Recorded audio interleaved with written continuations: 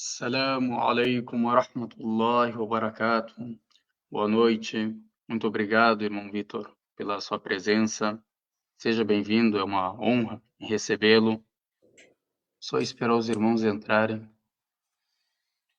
Olá, muito obrigado, Sheikh Ahmed. Muito obrigado aqui pela essa oportunidade. A gente está abordando esses assuntos, alhamdulillah, tão importantes. Espero que seja de muito proveito aí para todo mundo que está com a gente acompanhando nessa noite de sábado aqui. Alhamdulillah. Amém. Só aguardar um pouco as pessoas. Se quiser mandar o link, irmão, deixa eu só Aham. colocar o link, que o Facebook às vezes não divulga, infelizmente. Estou com esse Ah, no problema. Facebook, o Facebook tá muito ruim, cara. O meu Facebook, até o ano de 2022, ele era muito forte. Muito, muito forte mesmo. Mas depois de uns tempos pra cá, eles derrubam, eles não querem nem saber. É assim, são os criadores de conteúdo que tem que se virar para ficar agradando eles e não o contrário, né? Eles não entendem que assim, é a gente que mantém as redes sociais interessantes para as pessoas, né? Não é eles. A rede social sozinha não tem nada. Ninguém gosta de ficar só interagindo, né? Não, e também, às vezes, quando tu fala sobre um conteúdo que é censurado Uhum, para eles, eles acabam é. acabando com o seu Não, engajamento, derrubam, derrubam. E o né? pior é que esse tipo de análise, ela é feita hoje por robôs. Então, necessariamente, às vezes, não é o que você falou, mas o robô não entendeu o que você disse e ele vai te derrubar mesmo assim. Infelizmente, é nesse nível que as coisas acontecem no Facebook hoje, né? Tanto no Facebook quanto no Instagram hoje em dia, é assim. Essa inteligência artificial é algo impressionante. É, Tem até, não sei se tu sabe, no inglês, eles têm shakes como inteligência artificial. Então, tu hum, pode fazer tuas perguntas, tudo ele te responde. sim, eu já Conversa com você. encontrei. Mandaram para mim um site que estão fazendo agora, né, de uma inteligência artificial de Hadith e Quran. Então, É. quando você faz qualquer pergunta, ela pesquisa todos os hadiths que tem no banco de dados e todos os versículos do Corão para colocar ali dentro, entendeu? Então, isso facilita muito a pesquisa, né? A gente consegue as coisas muito rápido. Fico imaginando como, quando, o quê, uns 10 anos atrás, como era para a gente fazer uma pesquisa de hadith Corão. Meu Deus, tem que abrir não sei quantos livros e procurar nos índices e não sei o quê. Bem, Não, e nem tinha índices, né? Isso aí foi é, criado pelos próprios cristãos, essa ideia. é, é, Nem tinha que ler todo o livro. O Ibn Hazm que é, fala isso. Quando eu procurava é, um assunto de jurisprudência, eu lia todo o livro para saber o que eu é, queria achar. exato. Tempo que perdia, né? Era muito tempo. Então vamos, aqui já consegui compartilhar. Irmão Vitor, gostaria que você se apresentasse. Então, pessoal, muito boa noite mais uma vez. Para quem não me conhece, né, eu sou o criador e produtor do canal História Islâmica com Mansur Peixoto. Né, meu nome de antes do Islã, né, meu nome de pré-shahada é Victor, né, como o Sheikh sempre está aqui conversando assim comigo. Vocês devem estar se perguntando por que tem Victor de um lado e Mansur de outro. É porque eu sou muçulmano convertido, né, me converti ao Islã quando eu era bem novo ali, né, 12 para 13 anos, bem novinho, e desde então faço parte da comunidade muçulmana e também tenho outra iniciativa que é o Iqara Islam, que é um site mais voltado para um cunho religioso islâmico, né? São duas propostas diferentes, mas com a mesma essência, digamos assim, de apresentar a religião islâmica para pessoas que querem conhecê-la de um aspecto social, de um aspecto historiográfico, enfim, dos aspectos religiosos também, e de uma maneira geral para saciar, digamos assim, o que a gente consegue, óbvio, com todas as limitações que a gente tem, né, o que as pessoas decidem, né, pesquisar sobre isso. Inshallah.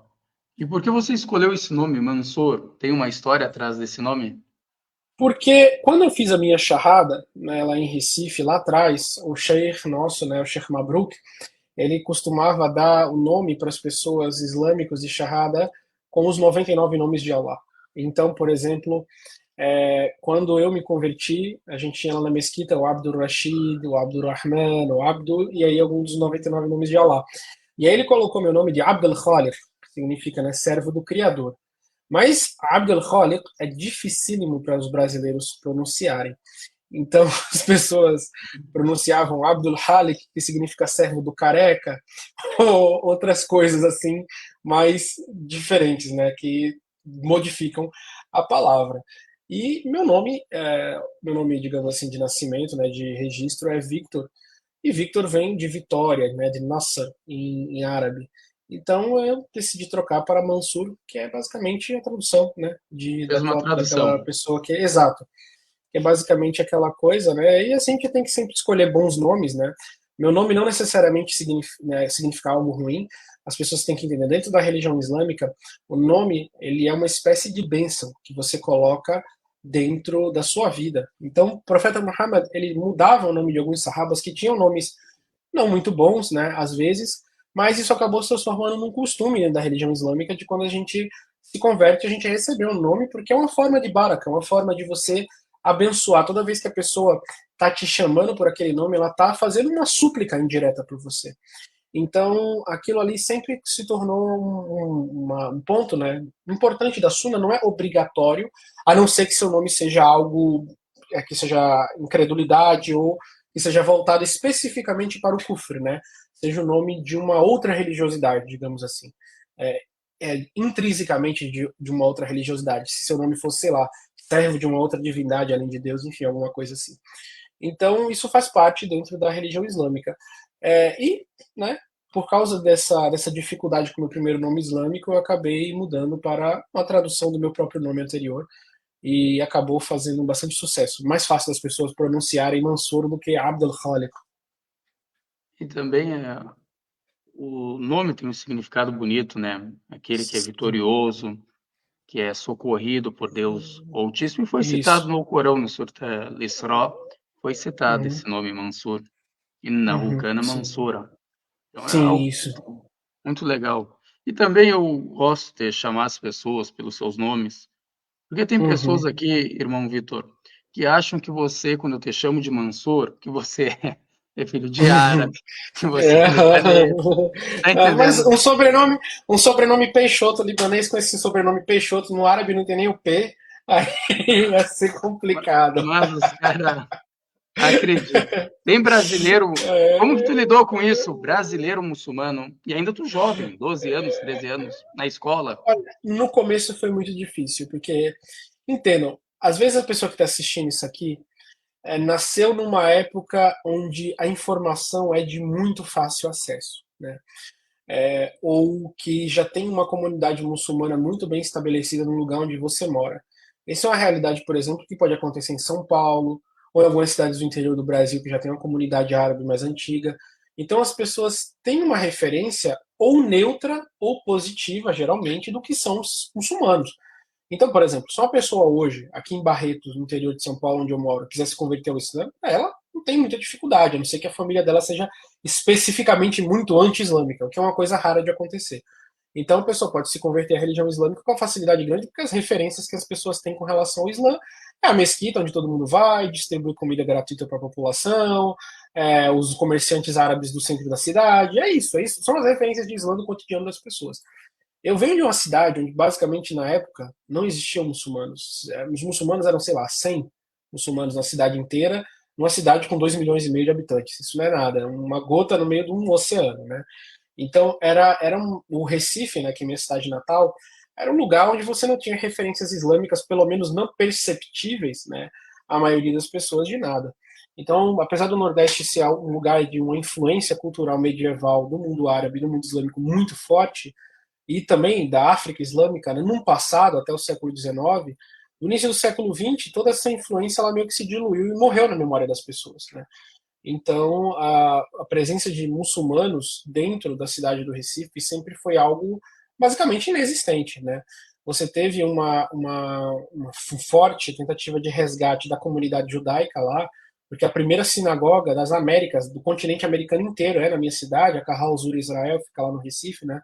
No bairro do Bom Jesus, na Rua do Bom Jesus, aliás, no Recife Antigo, mas com relação à comunidade muçulmana nunca houve nada nesse sentido. Você tinha um centro islâmico muito pequeno lá, que era o Centro Islâmico do Recife, que é basicamente uma casa de 4 cômodos, não tem nada de muito especial lá, no sentido de ser um lugar para abrigar uma grande quantidade de pessoas, fazer realmente um trabalho ali de acolhimento de várias pessoas que estejam interessadas não só se converter, mas como estudar o Islã.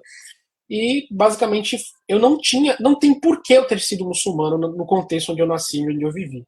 Eu poderia ter me convertido a qualquer outra religião que não fosse o Islã onde eu nasci, porque na época onde eu nasci no Recife, o Islã era, digamos, inexistente para a maioria dos recifenses, né? Então eu comecei, desde muito novo, a buscar religiosidade, né? Porque eu nasci numa família onde religião era muito importante. Não era uma família que tinha uma religiosidade, onde todos eram obrigados a seguir, mas a espiritualidade em si era sempre muito buscada. Óbvio, a maioria das pessoas da minha família, nascendo no Nordeste do Brasil, eram católicas, apostólicas, romanas. A gente nascia e já recebeu uma educação, pelo menos básica, católica, né? De orações e preces, que eu me lembro até hoje. São preces que a gente aprende a fazer desde criança, catecismo e tudo isso. Mas, como bom brasileiro, né, do Nordeste, a gente sempre, digamos, encarava a religião de uma forma muito sincrética, né? O católico nordestino ele pode ter uma imagem da Virgem Maria, né, no centro da casa, mas tem ali sempre um elefante indiano voltado para a porta, uma imagem de Buda ali no cantinho, sempre aquela coisa muito sincrética. Né? E eu nasci numa família onde religião era importante, mas não era levado a sério no sentido de ortodoxia. Olha, a Igreja Católica é nossa salvação, o Papa é infalível e toda essa questão doutrinária nunca fez parte dentro da nossa vivência. Era um catolicismo que às vezes tinha mesclas de espiritismo, tinha mesclas de kardecismo de Chico Xavier, era sempre uma coisa muito fluida, né? A gente tinha todas essas referências, porque o Brasil ele é um país sincrético, tá? Você falar que o Brasil ele é um país cristão, é um cristianismo de herança. A maioria dos brasileiros eles vão na igreja, vão no terreiro, vão em lugares de outras religiosidades com uma facilidade muito grande. Porque no Brasil a religiosidade ela é muito voltada para o que funciona. Né? Olha, eu sou católico, mas eu estou precisando de um emprego. Se o pai de santo consegue fazer uma reza para uma divindade africana e trazer aquele emprego para mim, eu vou lá, porque eu não vou. Eu estou com um problema do casamento, eu vou lá. Infelizmente, assim, a religiosidade ela não é levada, digamos assim, não com um purismo, mas não é levada a sério no sentido de uma ortodoxia. Nenhuma religião no Brasil, na mentalidade das pessoas, tem a reivindicação da verdade em absolutamente nada. Todas são possíveis. As religiões para o brasileiro são alternativas e que você pode escolhê-las ao seu bel prazer. Né? Então isso é muito importante para mostrar o lugar de onde eu parti. Porque quando eu falo que eu vim de uma família católica, é de um catolicismo muito brasileiro. Eu sempre gosto de deixar isso bem claro para as pessoas. Então eu sempre fui incentivado a buscar religiosidade, sempre fui incentivado a buscar espiritualidade, sempre fui incentivado a rezar, uma oração muito fluida, um Pai Nosso que podia ter uma oração para outra coisa, enfim, essa mistura toda brasileira. E quando eu era bem mais novo, teve uma experiência muito traumática na minha vida quando eu era criança, que foi a separação dos meus pais. Né? Eu tinha basicamente uma família doriana, no sentido mais dorianesco possível, uma família bem normal, né? Eu, meu pai, minha irmã e minha mãe, e a gente vivia muito bem, só que meus pais tiveram um divórcio e assim a gente, tanto eu como a minha irmã, a gente acabou, digamos, ficando meio que com o nosso apocalipse, né? Porque geralmente a separação dos pais é uma destruição de mundo para as crianças, né? Só quem viveu isso sabe, né? A não ser que seus pais sejam muito, muito, muito, muito bem resolvidos em várias coisas, a separação geralmente é uma experiência muito traumática. E no meio desse trauma, a minha busca por espiritualidade se tornou uma obsessão. Não só uma busca por espiritualidade, mas uma busca por me encontrar enquanto identidade. Porque eu havia perdido todos os pressupostos que existiam na minha vida. Eu não tinha mais referencial, digamos assim. Então a busca pela religiosidade fez muito parte da minha vida, né?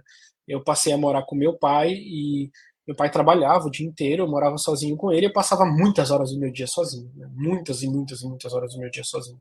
Eu voltava da escola e basicamente eu ficava boa parte do meu dia sozinho. Então aquilo ali me deu muito tempo para refletir, muito tempo para pesquisar sobre todas as coisas que faziam parte do que pode interessar um jovem que sempre foi incentivado à espiritualidade.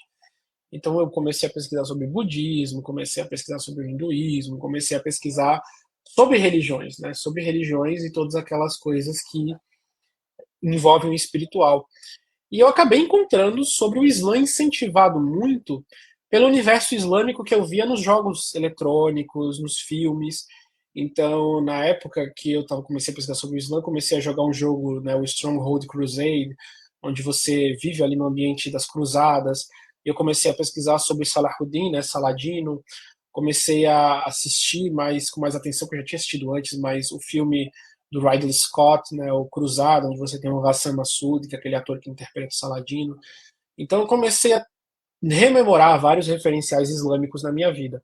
Eu comecei a pesquisar sobre essa religiosidade, obviamente estou fazendo um grande resumo, tá, para vocês.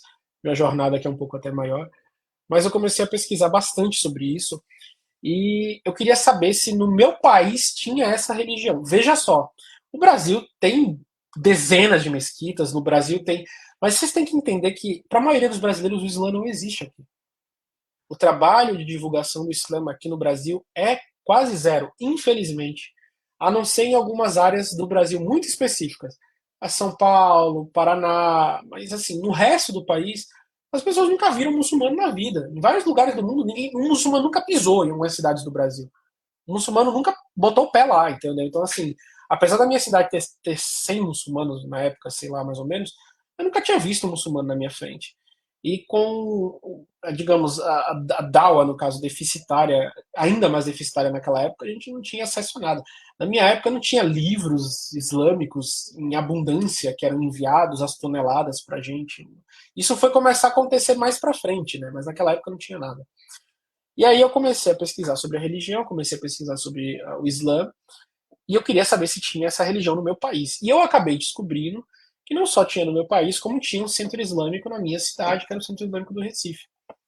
Então, como eu era muito de menor, eu tive que pedir autorização ao meu pai. Ele teve que escrever um ofício que deixasse eu frequentar o centro, mas eu nunca falei para ele que eu queria me converter àquela religião. Eu falei para ele, eu queria estudar um pouco sobre essa cultura e tal, e, enfim. E ele acabou deixando que eu fosse, né? E quando eu cheguei lá, eu também não tinha essa visão de querer me converter, porque eu não sabia, basicamente, o que era o Islã em si, né? Eu tinha leitura de páginas da Wikipédia, um site que tinha na época, que era o religiãodedeus.net, do Mohamed Ziad, que já deixou de existir há muito tempo aí, né? Mas era o que a gente tinha, não tinha nada naquela época. A gente aprendia sobre o Islã literalmente na Wikipédia, não tinha sites em português, não tinha nada naquela época, né? Então eu comecei a pesquisar e tal, e a ter essas referências, e todo sábado eu ia conhecer mais sobre o Islã com o Sheikh Mabruk, que está vivo até hoje lá no Recife, e ele me ensinava, né, sobre a religião com toda a dificuldade de ser uma pessoa com deficiência visual, de ser muito idoso, de falar um português quebrado. Então, eu fui muçulmano contra todas as probabilidades possíveis. Olha, é difícil você conhecer sobre essa religião, tá? É quase impossível você ver um muçulmano na sua vida, tá? Você vai chegar para conhecer e o templo vai ser feio, destruído, num lugar muito ruim, que é o Centro Islâmico do Recife até hoje, fica num lugar muito precário. Tá. E quando você chegar lá, a pessoa que vai te ensinar vai ser uma pessoa sem carisma para atrair uma pessoa jovem. Um senhor de idade, muito idoso, com problemas de visão e que sabe falar um português muito quebrado. Tudo contra você se atrair por essa religião. Você ainda vai. Não, mas eu vou lá. E aprendi muito. Alhamdulillah, Sheikh Mabruk é uma pessoa ímpar, né? Ele educou muito bem vários muçulmanos no Brasil. Com todas as dificuldades, ele escrevia os próprios livros dele com a ajuda da esposa e dava pra gente livros em português que ele mesmo fazia com a esposa dele sobre a religião. Então, sozinho, isso lá no Recife, ele não tinha, não é que ele recebia de outro lugar para fazer, ele morava lá e ele mesmo fazia os livros. E a gente acabou assim aprendendo bastante com ele. E essa foi a minha jornada inicial no Islã. Então, assim, depois que eu me converti ao Islã, nessa fase da Foi em minha que vida, ano, Vitor? Isso. Sheikh, eu não me lembro o ano mais. Eu era tão jovem que eu não lembro o ano. Foi quando E eu a era difamação, agora ainda. tu falou esses obstáculos, e é o obstáculo da difamação dessa religião. Exato, exato. E aí tem um outro detalhe, são todos obstáculos. E aí eu vou me converter para uma religião onde as pessoas não sabem o que é ser muçulmano. Então, primeiro eu enfrentei uma resistência enorme na minha família. porque as pessoas eram muito preconceituosas, as pessoas não sabiam nada, nada, nada sobre aquilo ali. E como as pessoas não sabem nada, nada sobre aquilo ali, qual é a primeira, digamos assim, reação delas? É dizer, eu não sei, logo eu vou aprender para formar minha opinião? Não. Eu não sei logo, eu vou julgar da pior forma possível porque eu não sei. Então, se eu não sei, significa que é ruim. Essa é basicamente o que as pessoas, né, dizem sobre todas as experiências que elas têm. Então, eu comecei a enfrentar muito problema na minha família. Eu não era incentivado. Teve época na minha vida que meu pai me proibiu de ir na mesquita, ameaçou as pessoas da mesquita de que se eu fosse lá, ele ia denunciar na justiça. Então eu me lembro que às vezes eu ia escondido na mesquita até a porta da mesquita, pegava os livros novos que tinham chegado e voltava para casa escondido. E da minha casa para a mesquita era 1 hora de ônibus, basicamente. Então, assim, era muito, muito, muito pesado. Então, assim, eu passei muita dificuldade para ser muçulmano. Tinha época que eu tinha que rezar escondido, né? Por exemplo, eu ia rezar, meu pai me chamava, eu parava no meio da oração, atendia, ele voltava, fazia o takbir, ele me chamava de novo, eu parava o takbir. Já teve vezes de eu rezar o Salat al-Zohar 4 vezes, porque para ele não saber que eu estava rezando. Então, quando ele descobriu, né, depois ele ter me proibido de ser muçulmano, que eu estava praticando a religião, eu tive que sair de casa. Eu carreguei minhas roupas no meio da rua num carrinho de lixo que um entregador assim um catador de rua me emprestou. Então eu passei muita dificuldade para poder me manter muçulmano, muita, muita, muita, muita. Então assim, eu não tive apoio, eu tive muito problema por nada, porque assim, quando você é um adolescente e você começa a se focar em uma coisa que todas as pessoas ao seu redor não estão se focando, que é Deus, isso dá muito mais problema do que se eu estivesse bebendo, do que se eu estivesse indo para a festa voltando de 3 horas da manhã. Infelizmente, a sociedade que a gente vive hoje é isso. Ser revolucionário, ser contra a cultura, hoje é ser religioso e ter uma família. No mundo de hoje é assim. Aqui no Brasil, pelo menos. Então, assim, eu passei por muito problema, né? Então, tudo que eu vivia na minha vida era visto como extremismo. Ah, você não quer beber, extremismo. Ah, você não tem uma namorada, extremismo. Ah, você não come isso, não come aquilo, extremismo. Ah, porque você só fala nessa sua religião, extremismo. Ah, tudo, tudo. Eu nunca botei uma faca no pescoço de ninguém, nunca joguei uma coisa na cara de ninguém, mas tudo é sempre visto como extremismo. Simplesmente por você não ser o que a maioria das pessoas é. Isso é muito complicado, né? Então, assim, isso foi muito importante para mim para desenvolver uma empatia muito grande por diversas questões no futuro na minha vida. Mas isso fez parte da minha vida, essa perseguição. E isso era um ambiente totalmente hostil dentro de casa que eu tinha, com relação à minha religiosidade.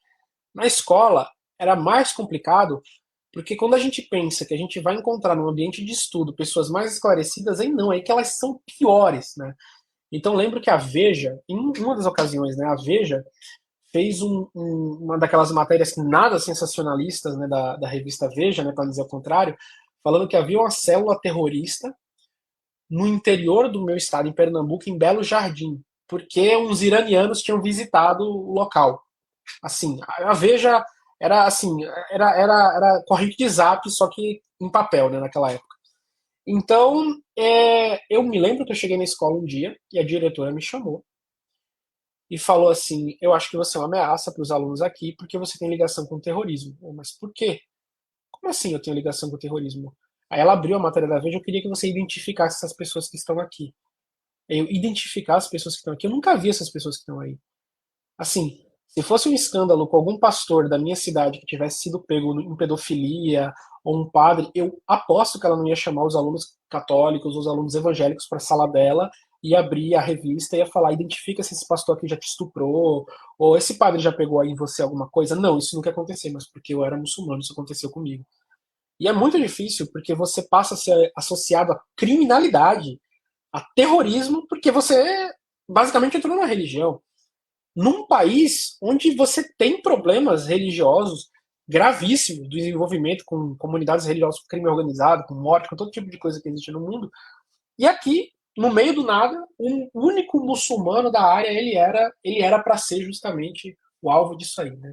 Então isso me abalou bastante na época, porque, mais uma vez, se você for analisar todos os aspectos da vida, eram desincentivos a eu ser muçulmano. Se eu andava com qualquer coisa que me identificasse como muçulmano na rua, muitas vezes já passava pessoa de ônibus, vê só, do meu lado e insultava. Xingava, Osama Bin Laden, não sei o que, não sei o que. Eu ia para casa e encontrava um ambiente extremamente hostil. Eu ia para a escola e a diretora me acusou de ser envolvido com terrorismo iraniano. Então você vê a pessoa estúpida, né? Eu era sunita, não tem nada a ver com o Irã, com o xiismo, com nada, mas para você ver a estupidez dessa pessoa, né? Como essa pessoa ela é estúpida. Então, em todos os aspectos da minha vida, em todos, família, escola, sociedade, tudo era para eu não ser muçulmano. Olha, tudo vai ser hostil para você, tudo vai ser um inferno para você e você vai encontrar nenhum acolhimento nessa escolha que você está querendo fazer, em canto nenhum. Mas nessa época, um professor que já faleceu, que era aqueles professores que o pessoal chama professor esquerdista caricato, né? Que fala do Che Guevara, que essa figura tão Famoso comunista. demonizada, é o famoso comunista tão demonizada na nossa sociedade, que ele se chamava Carlos, né, um professor incrível que eu tive de história, ele falou não. Ele descobriu o que aconteceu na diretoria da escola. E ele falou, cara, você vai dar uma aula sobre o Islã aqui na sala para os alunos. Eu falei, como assim, professor? Ele, não, você vai. Você vai aqui, você vai vir dar uma aula sobre islamismo para as pessoas aqui, né, seus amigos na escola, porque isso que aconteceu começou um absurdo. Eu falei, não, professor, que é isso? Eu vou dar aula, não sei o que, eu não sei dar nada. Eu tinha 15 anos, sabe? Mas ele me chamou e eu dei essa aula. E isso mudou bastante, né? Porque tudo isso que eu passei me serviu para mostrar uma coisa. Não é converter pessoas, não é fazer um trabalho de proselitismo, não é um trabalho de convencer as pessoas do Tawhid, da unicidade de Allah, a questão não é essa. Mas as pessoas precisam saber um pouco básico sobre o Islã. E as pessoas falam por quê? Por quê? Cara, os muçulmanos são um quarto da população mundial. Nós muçulmanos somos um quarto da população mundial. Um quarto das pessoas com que você compartilha o mundo são muçulmanas. E o que acontece no mundo delas afeta o seu mundo diretamente e sempre afetou. Há muito tempo. Né? Essa fronteira enorme que o Brasil tem, ela acontece somente porque Dom Sebastião perdeu a batalha de Alcácer-Quibir contra os marroquinos. Tipo, os muçulmanos vencem uma batalha no Marrocos e o teu país ganha essas fronteiras aqui. Tudo isso do seu mundo hoje, o comércio internacional, o preço do petróleo, está intrinsecamente ligado aos acontecimentos do mundo islâmico. Então, se você quer ser uma pessoa minimamente informada sobre o mundo que você vive, você precisa conhecer um pouco, pelo menos o básico do Islã. Você precisa conhecer pelo menos um pouco básico dessa cultura e essa sociedade que está destinada, dentro da corrida da história, a ter um papel de protagonista, está tendo na história do mundo há muito tempo. Então, toda essa minha vivência me levou a essa conclusão de que eu precisava fazer alguma coisa, não é por mim, enquanto pessoa. Eu podia crescer, arrumar um emprego qualquer e continuar a minha prática da minha religião, não ia mudar nada na minha vida. Mas o quê? Eu precisava servir a minha comunidade de alguma forma, e essa forma seria esclarecer às pessoas as dúvidas e as dificuldades que as pessoas têm para entender o Islã. Porque a gente tem que entender que a maioria das pessoas elas têm preconceito não é não é basicamente pelo que elas sabem, é pelo que elas não sabem. E porque tem pessoas que são pagas para reforçar aquela ideia do que elas não sabem ser correta. Eu estava vendo esses dias um vídeo de um pastor que ele fala: Allah não ama. No Alcorão não tem nenhum dos nomes de Deus que é amor. Deus no Alcorão não ama ninguém. Não sei o que, não sei o que. Então, assim, é basicamente o que aquilo ali? É a perpetuação de uma ideia errônea. Então você tem uma pessoa num cargo, num posto de poder e com audiência cativa alimentando aquilo ali. Aí você fala, mas qual é a relevância das pessoas de saberem se o Deus do Alcorão é ou não é amor, ama ou não ama? É porque todos os aspectos do muçulmano precisam ser demonizados. O Deus que ele acredita é ruim. As práticas sociais e culturais dele são ruins. Tudo que envolve essas pessoas são ruins. Eu queria que vocês pensassem, para concluir minha fala, né, eu já me estendendo bastante, Sinta-se à as pessoas vontade, se o tempo é per... seu. né, exato, as Sinta-se à pessoas se vontade. perguntam, as pessoas se perguntam por que hoje, Gaza está passando por que ela está passando. Por que hoje o Estado de Israel está fazendo o que ela está fazendo, o que ele está fazendo com a população civil de Gaza, torrando criança viva, com mísseis, com napalm, com todo tipo de arma que você imaginar, com todo tipo de coisa, jogando em crianças, assim, crianças estraçalhadas. Como é que Israel faz isso? Se isso estivesse acontecendo em Bruxelas hoje, até os soldados do Brasil estão indo para defender o povo de Bruxelas. Se isso estivesse acontecendo em Washington hoje, até um soldado do interior de Araxá, em Minas Gerais, tinha sido recrutado para defender o povo de Washington. Mas por que está acontecendo isso com os palestinos? Porque são décadas e décadas e décadas de demonização e desumanização, ao ponto de que você enxerga aquelas pessoas muçulmanas daquele pedaço de mundo como não humanas. Basicamente isso. Então, toda essa vivência que eu tive na minha vida, toda essa experiência longa que eu tive na minha vida, me levou a enxergar essa necessidade e a trabalhar com os recursos que me são disponíveis, né, que são limitadíssimos, mas fazer o meu papel para tentar mitigar isso, nem que seja com um número pequeno de pessoas. Basicamente isso. Aqui, irmão Vitor, tenho uma pergunta para você. O que que te tornou um divulgador? Você aqui, mashallah, é o primeiro canal, eu acredito que seja o único canal assim mais conhecido que defende o Islã, essas mentiras, essas difamações, faz vídeo para refutar essas pessoas com educação, com fundamentos, com evidências. O que te levou a ser um divulgador? Basicamente porque o que o mundo que a gente vive hoje é um mundo de informações divulgadas de forma instantânea, né? De forma, como é que eu posso falar assim, basicamente quase imediatas. Então, se antes o processo de difamação, de demonização, ele levava décadas, ele levava anos, hoje em dia leva um dia. Hoje em dia ele leva uma hora. Hoje em dia leva um minuto. Semana retrasada, um cara invadiu a mesquita Abu Bakr as-Siddiq Bernardo, em São Bernardo do Campo e começou a atacar a comunidade verbalmente. A pessoa fala, verbalmente. Há 2 anos atrás, em Christchurch, na Nova Zelândia, um cara foi e matou 100 no meio da mesquita do Salat al-Juma. A vítima mais nova tinha 3 anos de idade. Então, a gente está vivendo num momento histórico muito específico onde essas informações falsas, essas difamações históricas, tudo isso contribui para resultados muito imediatos negativos. Então, a gente precisa trabalhar constantemente pela nossa própria sobrevivência. As pessoas não entendem que a nossa posição ela nunca vai ser segura enquanto a gente viver numa sociedade onde as grandes mentes que influenciam a cultura popular atual em diversos aspectos, e aí eu estou falando, me dirigindo a nós muçulmanos, tá? Elas trabalham arduamente, constantemente, na desconstrução da nossa imagem enquanto seres humanos. Por exemplo, você pode ter a opinião que você quiser dessa figura, tá, gente? Mas vamos falar em termos objetivos, tá? Entenda, termos objetivos. Você pode achar ele um louco, um farsante, um golpista, não importa.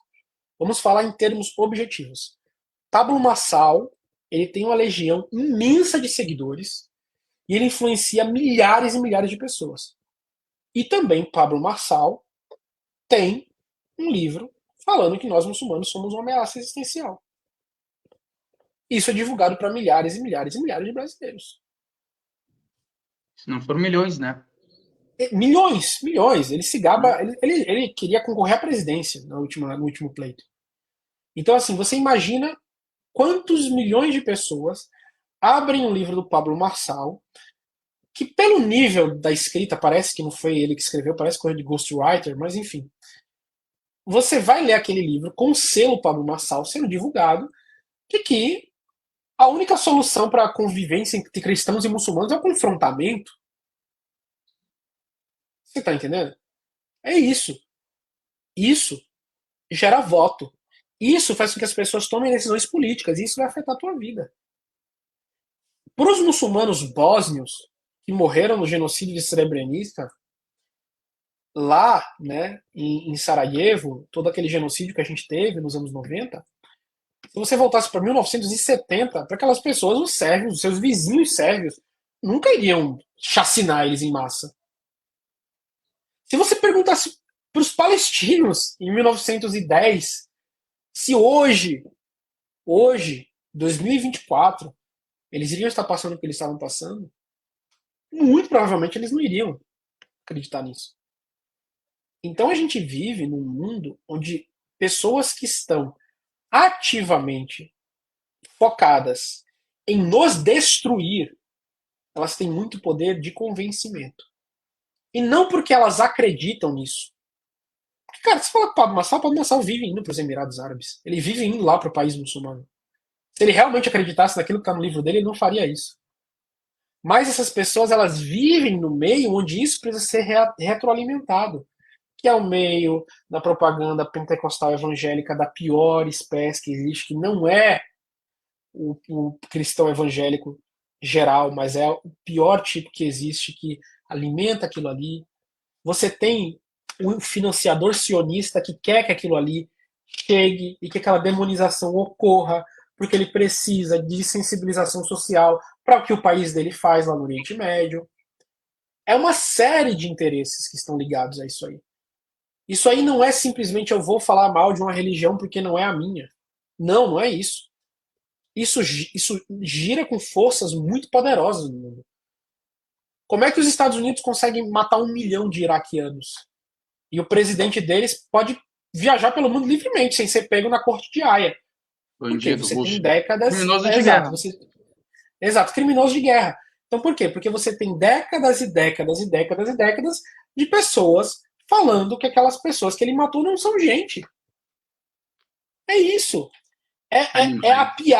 É a piada que serve para desumanizar.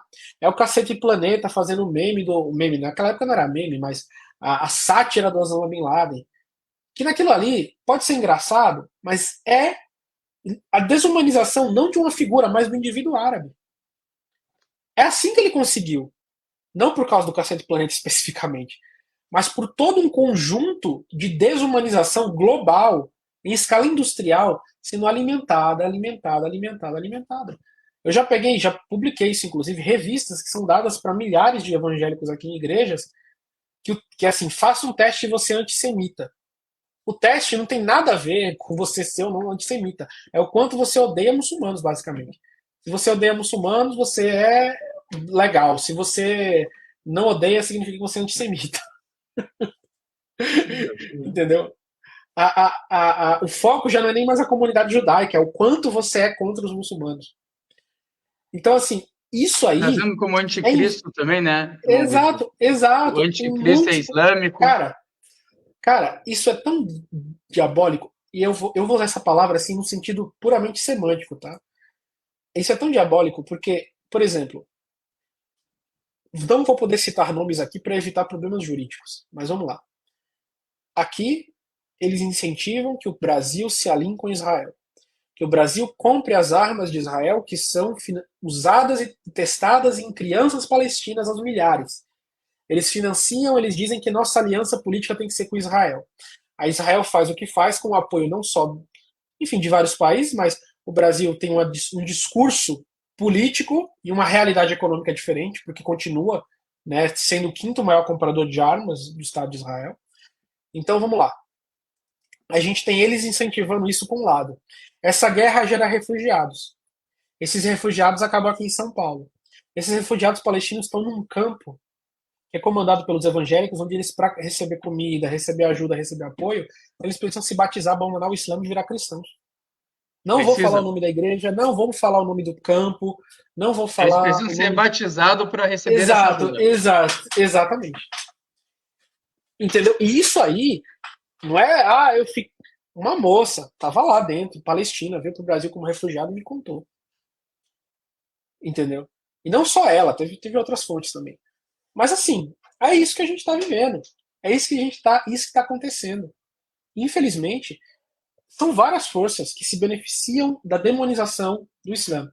E aí eles pegam a foto do cara lá sendo batizado, do muçulmano sendo batizado, e mandam para fora, de que eles precisam receber mais dinheiro, porque a missão está sendo um sucesso, os imigrantes estão se convertendo ao cristianismo, estão deixando de ser muçulmanos e tal. E isso tudo gera dinheiro. Para você que está assistindo agora, isso aí é financeiramente irrelevante. Mas se vocês estão fazendo, isso gera muito dinheiro. Então, assim, há toda uma economia, e já tem livros escritos sobre isso, tá? E teses, enfim, vários materiais acadêmicos escritos a esse respeito, sobre a indústria da islamofobia, sobre a indústria da demonização dos muçulmanos. Porque é uma real indústria. É uma indústria muito grande. Que gera. A pessoa fala, isso é o que? A economia das viagens turísticas para Israel? Não, uma coisa muito mais profunda. É uma coisa que modifica o panorama das atuações de milhares e milhares de pessoas. Como disse Benjamin Netanyahu num pronunciamento recentemente, não há melhores amigos de Israel do que os cristãos sionistas, que hoje já são maiores do que os judeus sionistas. Muito maior. Em número. Muito maior em número. Então essas pessoas elas precisam ser insensibilizadas a todo momento sobre as pessoas que elas estão matando, sobre as políticas que elas estão apoiando do outro lado do mundo. Então, eu fiz esse rodeio geopolítico e de configuração todo para vocês entenderem o porquê é tão importante a gente acordar as pessoas para isso. Eu não faço um conteúdo para que as pessoas façam a charrada e entrem no Islã automaticamente. Não, não é isso, não é isso. Mas para salvar vidas, gente. Quando eu transformo um muçulmano num ser humano, eu estou reduzindo, ainda que seja com uma colherzinha de sorvete, mas ainda assim eu estou fazendo isso, todo um monstro gigante que se alimenta de carne humana, que se alimenta de guerra e destruição, que é toda essa configuração geopolítica que está aí dada. Porque olha como é psicólogo, olha assim como é psicopático, vamos usar esses termos assim. São 7 países muçulmanos destruídos. 7. 7 países muçulmanos acabados, destroçados, com suas economias, Líbia, Síria, Afeganistão, Iraque, enfim, vamos botar aí mais, Iêmen, Quantos milhões acabados. de pessoas também morreram, né? Nessa Milhões de destruição. pessoas mortas. Mas os vídeos desses canais cristãos de direita, etc., falam que quem está sofrendo uma ameaça é a Europa. Que a Europa está prestes a ser destruída pelos muçulmanos. Sabe, isso uma coisa de psicopata. Sabe, que o psicopata ele mata as vítimas, ele destrói, ele acaba com as vidas delas, mas ele acredita que ela, que é a Culpada. ameaça para ele, você tá entendendo? Na verdade, não sou eu que tô dando um soco na sua cara, é que você tá dando várias caradas na minha mão, entendeu? É isso. Então, todo esse contexto, ele é fundamental para várias coisas. Então, o trabalho que a gente faz, ele é voltado não só para atingir no nível social, para a pessoa no dia a dia, na rua, que consome rede social, ela tem uma visão diferente do colega de trabalho dela que é muçulmano, do colega de escola dela que é muçulmano, do parente dela que acabou virando muçulmano, ou da pessoa que está vivendo na sociedade com você que também é muçulmano, mas também a nível internacional isso é muito importante. Porque através da demonização dos muçulmanos, essa gente conseguiu matar muita gente, cara.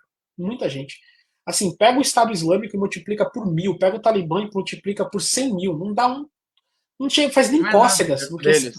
no que essa gente tirou de vidas, cara. Do que essa gente ceifou de gente inocente, de sangue, de criança, de mulher. Assim, é muita gente, pô. Muita gente. Mas, fazer o quê, né? O Barack Obama, no ano que ele jogou 21 mil projéteis de bombas em países muçulmanos, ele ganhou um prêmio Nobel da Paz, cara. É que nem o Menahem ganhando o Prêmio Nobel da Paz. Exato. Assim, fazer o quê? Mas é isso. É isso. Não, mas agora, irmão Vitor, o que tu acha se fosse um muçulmano hum, ter entrado em uma igreja católica e ter feito o que ele fez, aquele, vamos falar, cristão, né? Que isso aí eles não uhum. colocam, quando entrou nessa mesquita em São Bernardo. Como seria as notícias? Ah, assim, ia passar uma semana disso aí falando, né? Eu me lembro que no ano passado eles chamaram Sheikh Mahari. Não sei se você conhece Sheikh Mahari. Não. É um sheikh egípcio muito antigo aqui do Brasil. E ele foi participou de um encontro numa igreja católica, numa missa, num evento, né? E aí ele foi para a fila da hóstia, né? Da hóstia que o pessoal dá.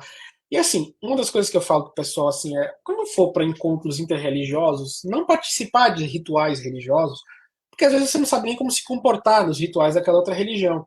Aí o Sheikh Mahir deram uma hóstia para ele, ao invés de botar na boca, ele botou no bolso. Filmaram aquilo ali e tava um pandemônio nos grupos católicos, em todas as coisas. Ah, porque ele pegou. Porque a hóstia ela é considerada o corpo de Cristo, literal no catolicismo, é o corpo de Cristo. Então você não pode pegar a hóstia e fazer nada a não ser comer. Você não pode pegar a hóstia, porque geralmente em magia negra o pessoal usa a hóstia, enfim. Mas só porque o sheik pegou a hóstia e colocou no bolso, ele às vezes não sabia nem o que fazer com aquilo ali. Ele não ia botar na boca, porque se ele colocasse na boca significava que ele estava aceitando a comunhão. Na minha opinião, não devia nem estar lá, entendeu? Naquela hora, né? Tem horas e horas para você participar de encontros interreligiosos com outras comunidades, mas enfim. Ele estava lá e ele fez isso. Só esse ato dele pegar e colocar no bolso, fizeram vídeos e mais vídeos e não sei o que, uma polêmica, milhares de compartilhamentos por causa desse simples ato. Ele não entrou forçado na igreja, ele não entrou inimigo da igreja, ele não atacou os católicos, ele não jogou pedra, ele não fez nada. Mas só desse ato aí já causou todo esse alvoroço aí. Para a gente ver a pessoa, ela não tem conhecimento, né, da religião do próximo e ainda vai participar em uma celebração como essa, sem conhecimento. Eu acabo ofendendo sem querer.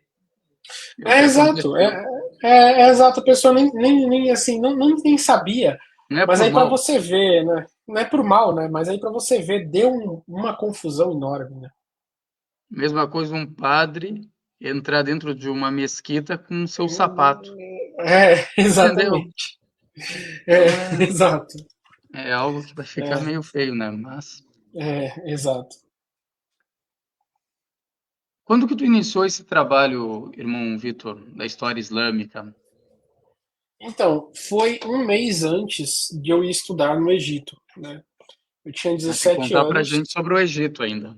Aham. Quer saber da jornada no Claro. Egito? É. Antes de eu completar 17 anos de idade, um mês antes, eu já tinha feito bastante texto assim para colocar no Facebook sobre história islâmica, sobre cultura, né, essas coisas, invenções e tal. E aí um amigo meu, um irmão muçulmano, que é meu amigo até hoje, faz que décadas aí que a gente, décadas já que a gente é amigo já há Sim. bastante tempo, que é o Amir, ele falou para mim, cara, por que tu não cria uma página, né? Por que tu não cria uma página, né, para botar tudo isso aí que você tem, que você acredita, enfim, que você faz de conteúdo. Por que você não faz tudo isso aí, não cria uma página na internet para divulgar esse negócio tudo aí? E isso aí pode dar muito certo e tal, né? Porque tava começando na internet, no Facebook, esse negócio de página, né? Todo mundo tinha uma página, todo mundo criava página, página, página. E aí eu criei, né, o História Islâmica com esse incentivo dele para uma coisa que eu já fazia, para uma coisa que eu já lia, uma coisa que eu já estudava e tal. E aí foi quase 3 semanas, mais ou menos, 4, antes de eu viajar, em dezembro, 13 de dezembro de 2013, né? E aí, quando foi na primeira semana de janeiro de 2014, logo depois do meu aniversário, eu fui para Alexandria, né, no Egito. E aí, o História Islâmica eu continuei, né, a partir de lá. E aí eu Qual foi o comecei a criar objetivo todos os da conteúdos. viagem ao Egito? Foi estudar o idioma árabe clássico, né, estudar o árabe fusha, o árabe clássico. Na época eu queria estudar para ser imã mesmo, para ser sheikh, enfim, ser líder religioso, me desiludir. Hoje em dia eu vejo que foi uma das decisões mais sábias da minha vida, foi não por ter algum problema com a pessoa ser sheikh. Estou aqui na frente de um sheikh falar isso é complicado. Mas, assim, no sentido de isso me dar maior liberdade para abordar várias questões, entendeu? Que às vezes, quando é abordado por um sheikh ou por um religioso, precisa de uma abordagem um pouco mais contida, um pouco mais, digamos assim, limitada por esse contorno de liderança religiosa. Então, apesar de eu ter estudado, eu não sou nenhuma liderança religiosa, não tenho diploma de imã, não tenho formação em Sharia, em fiqh, em absolutamente nada disso. Então, isso meio que me dá uma certa liberdade de não ser um líder religioso falando desses assuntos, né? Enfim, poder abordar mais temas. Então, uma das coisas, né, sobre essa situação foi de eu ter viajado com esse objetivo, né, na época e acabar tendo desistido depois de um tempo. Por questões pessoais, aí não convém comentar aqui ao vivo. Mas agora você, como um brasileiro revertido, o quão importante é a língua árabe? Você viajou de um país para o outro, muito longe, lá no Oriente Médio, a gente pode falar, ou na norte da África, Sim, né? Como que é? Onde é o sim. Egito? Agora O Egito é realmente na fronteira, né? Para uns fronteiriço. egípcios é norte da África, para outros são Oriente Médio. Tá Na bom. minha, na minha época, o Oriente Médio ia até o Irã, hoje já vai até o Afeganistão. O Oriente Médio daqui a pouco vai estar chegando na China. Tudo vai ser Oriente Médio. Qual que é o seu conselho para essas pessoas que querem aprender o árabe?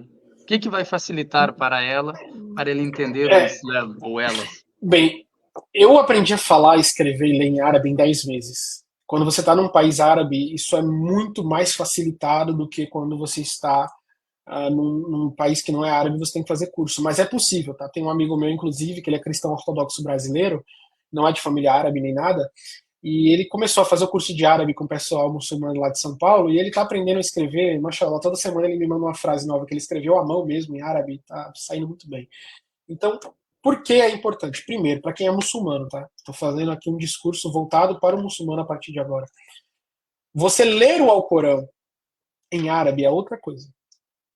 Não é que Surat al-Baqarah vai ser a surata da girafa, vai ter um significado absolutamente diferente, né, do Explica árabe, não para é eles isso. o que que é É, al-Baqarah, para eles entenderem. al-Baqarah, exato, al-Baqarah é a vaca, né, em árabe.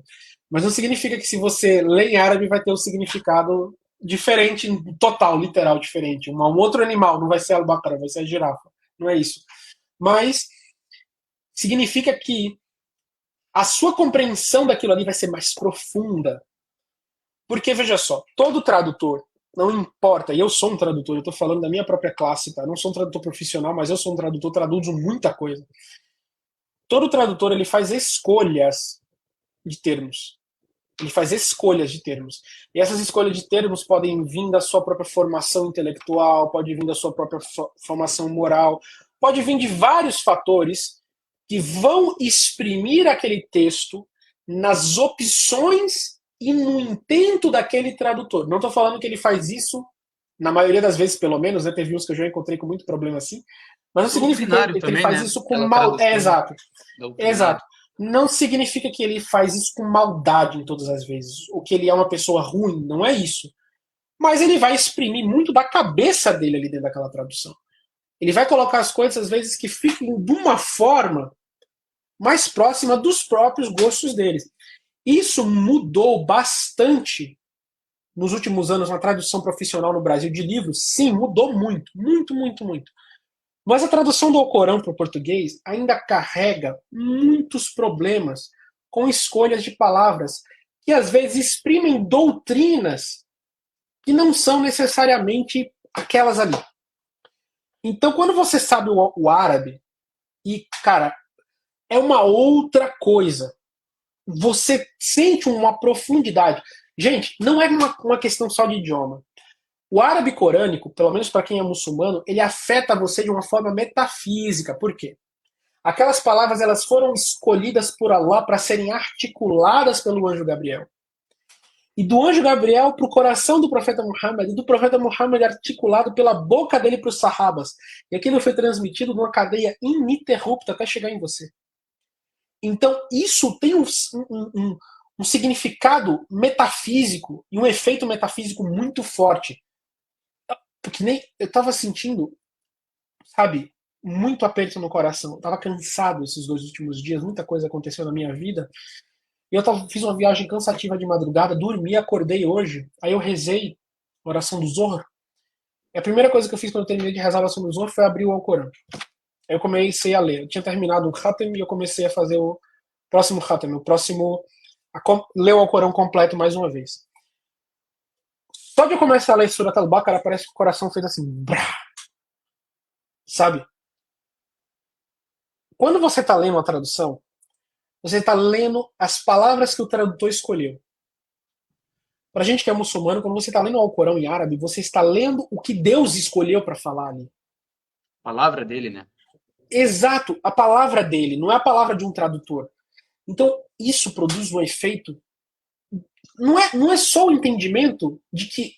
Um entendimento matemático de equivalência de que uma palavra significa um referencial de objeto. Não, aquilo ali é muito mais profundo. Então, é isso que eu falo. Esse é o primeiro aspecto. O segundo aspecto é que o seu conhecimento sobre a religião islâmica muda muito. Porque a gente tem um problema que, às vezes, pessoas de uma determinada seita traduzem as coisas de uma forma para o inglês para ter o domínio editorial sobre o entendimento das pessoas daquele idioma. Eu já vi isso muito em hadith. Não vou dizer o hadith em específico, para não causar polêmica, disputa, mas assim, eu já li no hadith, no árabe, estava explicitamente escrito uma palavra, e a pessoa, por ser de uma determinada seita, de um determinado entendimento da religião, colocou em outra na tradução. Só para que as pessoas fossem levadas a entender o que ela queria que entendessem, e não o que estava escrito lá. Não é que necessariamente em todas as vezes a gente precisa fazer uma tradução literal, não é isso.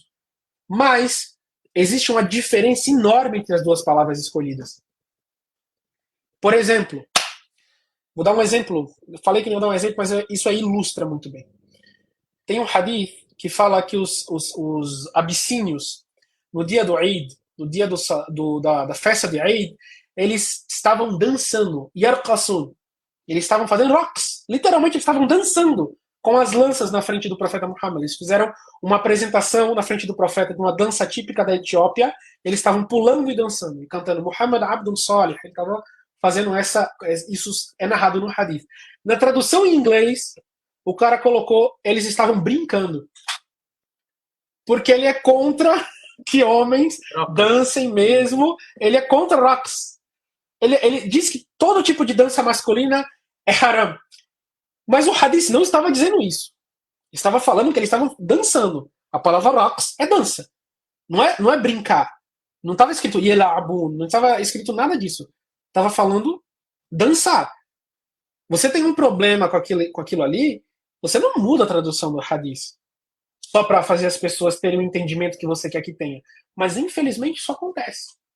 Não estou falando que isso acontece nas traduções do Alcorão do Brasil, do professor Samir, do Helmi Nasser, Allah Yarhamu. Não é isso. Estou falando de uma coisa que eu vi no livro americano, estrangeiro. Mas tinha esse problema. E isso foi um problema. Uma vez, minha esposa chegou com um livro do Arba'in Nawawiya, traduzido, né, os 40 hadiths. Não foi Arba'in Nawawiya, não. Foi o Riyad Salihin.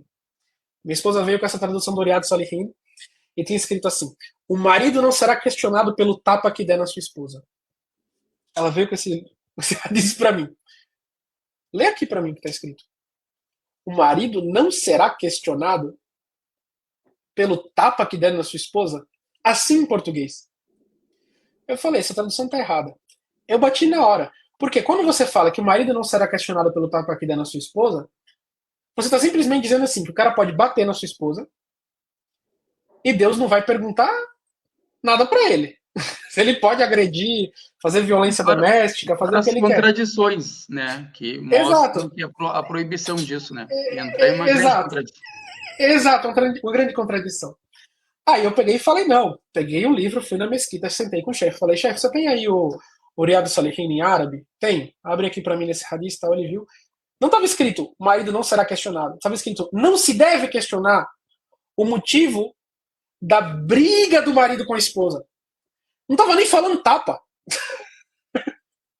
É para a pessoa não ouvir uma briga A de marido e discussão. mulher e ir lá querer saber o que que era, porque às vezes ele pode ter pego ela traindo, e aí você, ou ele traindo, e aí você saber disso, você vai estar sendo testemunha de um crime muito mais grave, que é contra a honra, contra a moral daquela pessoa e tal. Então, para você não perguntar, não tá falando que o marido pode bater na esposa e ninguém tem que perguntar nada para ele, não é isso. Você tá entendendo?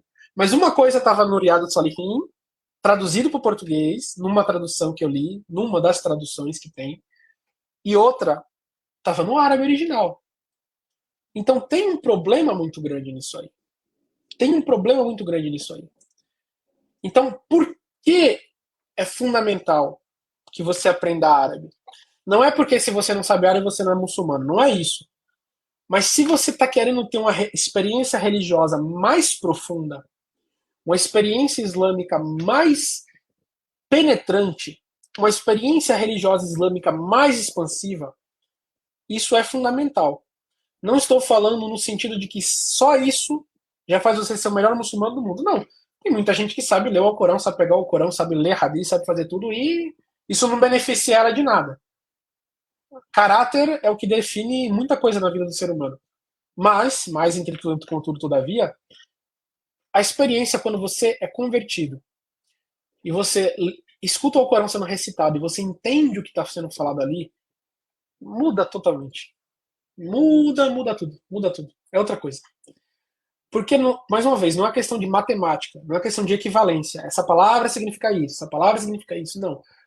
A experiência que entra no seu peito é diferente. Só sentindo para explicar. É que nem eu falar para você sobre a doçura do mel sem você nunca ter experimentado mel. Mel é doce, mas é igual açúcar? Não. Mel é doce, mas é igual uma fruta? Não. Você só sabe qual é o doce do mel se você colocar na boca. Não tem nada igual a mel. Mel é mel. Então é basicamente isso. Aqui, já que tu citou um exemplo, eu me lembrei desse versículo. Olha a tradução, o que acontece. Porque nós, muçulmanos, né, irmão Vitor, nós não cremos que os profetas pratiquem pecados capitais, por exemplo, assassinato. A gente não crê nisso. Sim. Mas olha essa Exato. tradução aqui, Vitor. Se chegar alguém e falar para você aqui, ó, você prega Ah, alguma coisa, a doutrina de vocês, o dogma de vocês é uma uhum, coisa e o Corão desmente vocês. Olha aqui, uhum, vou compartilhar a tela, já que tocou uhum, nesse assunto. Olha uhum, aqui, ó, esse site é muito bom, mostra uhum. as duas Ah, traduções. eu conheço, eu É, uso muito ele. olha para te ver aqui, ó. Aqui é a tradução do Helmi Nasser e aqui é do Samir. Aqui o Uhum, que que diz sobre o profeta Moisés, ó? Então uhum, aquele de sua seita pediu-lhe socorrimento contra aquele de seus inimigos, o egípcio.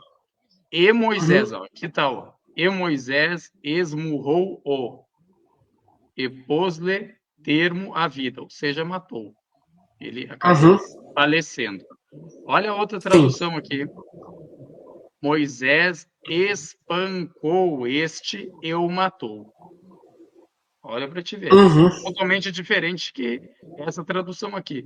Agora tu vai para o original. O que está dizendo? Onde está?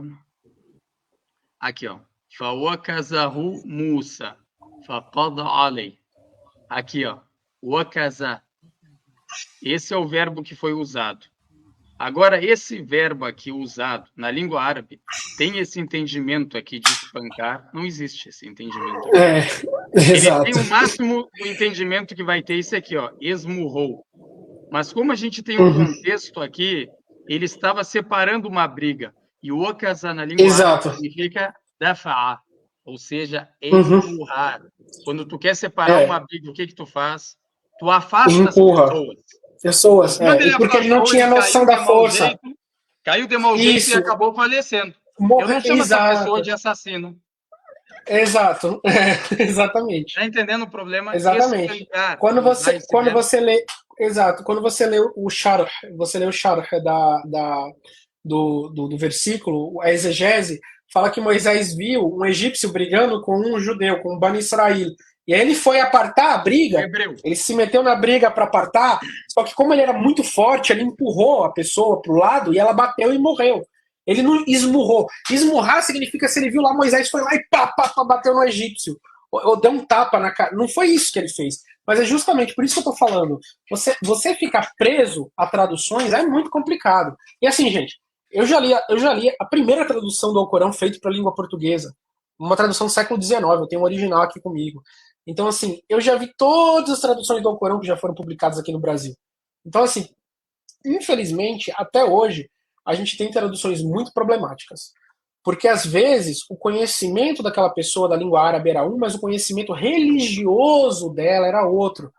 Para ela colocar aquelas coisas nas palavras corretas, não só, mais uma vez, no sentido matemático da língua, de que, sei lá, dog significa cachorro em inglês, não é o significado matemático, mas no significado contextual, religioso do que aquilo ali está querendo ser dito.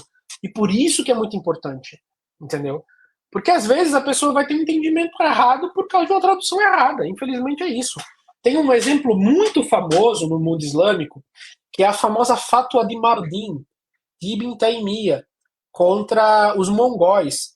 Né? Na tradução que fizeram, numa edição impressa da Fatwa, eles traduziram a palavra, né, lidar com eles como matá-los.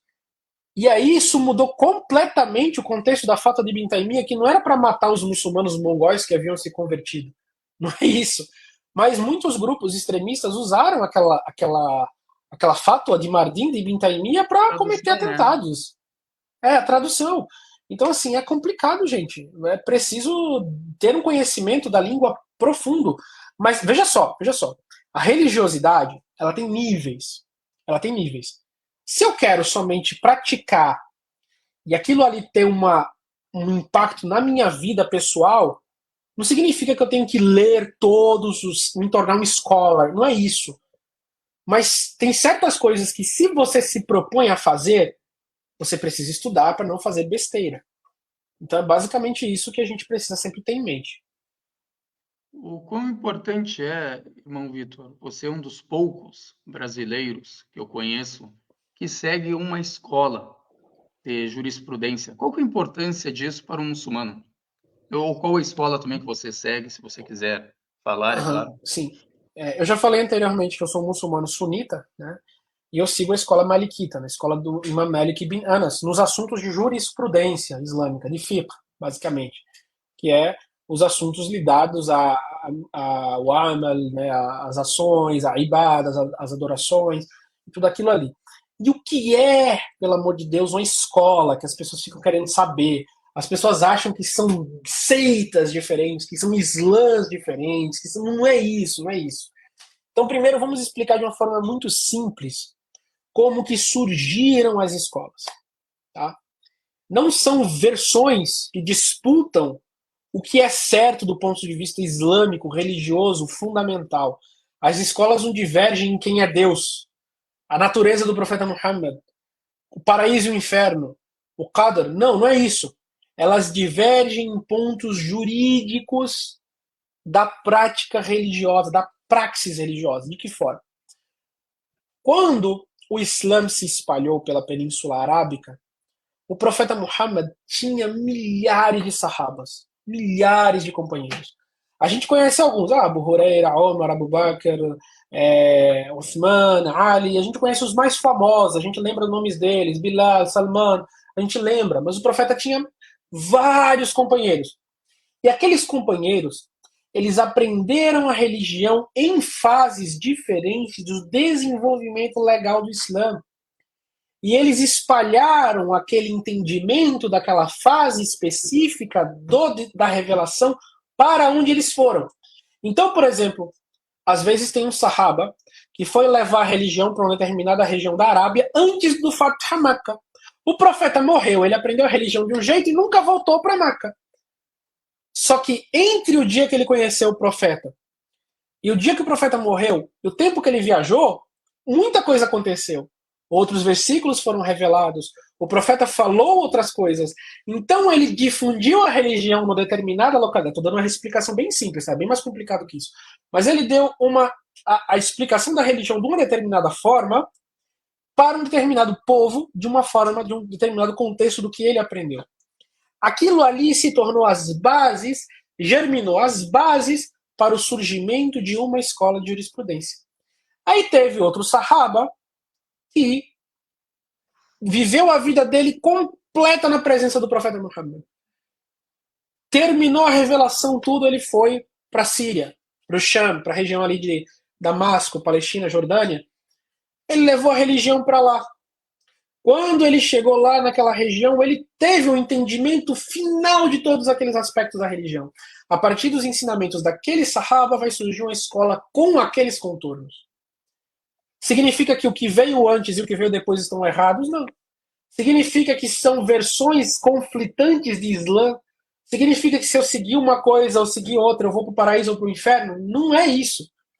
Mas são interpretações jurídicas do quê? Por exemplo, um exemplo muito famoso. Oração, salat. A maioria das pessoas rezam salat com a mão aqui, embaixo do peito. Isso se chama, né, qabd, que é a posição de qabd. Todos os muçulmanos, a maioria do mundo que vocês vai ver rezando com qabd. Na escola que eu sigo, a escola América, a gente reza o mashhur, aquilo que é mais comum no mazhab é você rezar com sadr.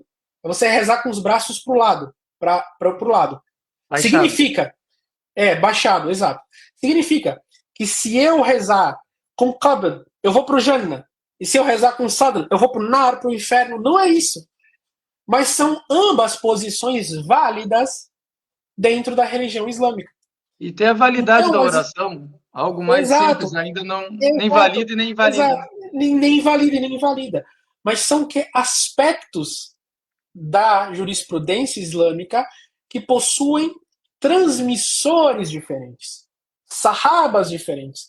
Então a escola Malik é baseada no quê? Ela é baseada primariamente no que é conhecido como Amal Ahl al-Madina, ou seja, as ações do povo de Medina, as ações das pessoas que viveram com os tabi'in, as pessoas, exato, pessoas que viveram com os filhos e netos dos sahabas. Mas significa que a escola de Imam Abu Hanifa, que se desenvolveu em Kufa, no Iraque, ela é contra os sahabas, ela é contra, não é isso. Mas ela tem outros aspectos, ela tem outros pressupostos que se consideram-se mais importantes. Então você tem outras coisas que deram origem a cada escola. Então as pessoas se perguntam por que é importante seguir escolas. Vamos lá. Primeiro ponto. Aqui no Brasil, a religião islâmica ela foi difundida por muito tempo nos anos recentes sob a perspectiva de um movimento religioso do século XIX que pregava um conceito que é a la madhabia, que é o quê? A não existência de escolas. Vamos pegar tudo que o mundo islâmico produziu de intelectualidade, vamos tocar fogo, e vamos reinventar a roda, vamos reexaminar os textos da nossa própria época, a Corão, e vamos chamar isso de Alcorão e a Sunna. Mas espera aí, todos os muçulmanos do mundo vão fazer isso? Não. Alguns vão ser só os sábios que vão fazer isso. Mesmo no nosso tempo, vão ser só os sábios. Tá, então você está criando escola de novo. Só que agora, ao invés de você seguir as pessoas que estavam mais próximas em tempo dos sahabas, você vai estar você vai estar seguindo as pessoas que vivem hoje e que vão reexaminar aquilo ali sem muito do contexto que é fundamental para certas épocas. É muito mais fácil você entender o Islã vivendo com o bisneto de Omar ibn Khattab, com o bisneto de Abu Bakr, do que com uma pessoa que você vai encontrar no shopping hoje de tarde. E às vezes que não sabe nem ler Al-Fatiha, né? Esse exato, que não sabe, que não sabe nem ler Al-Fatiha. Então, eu acho assim, pelo menos eu acho.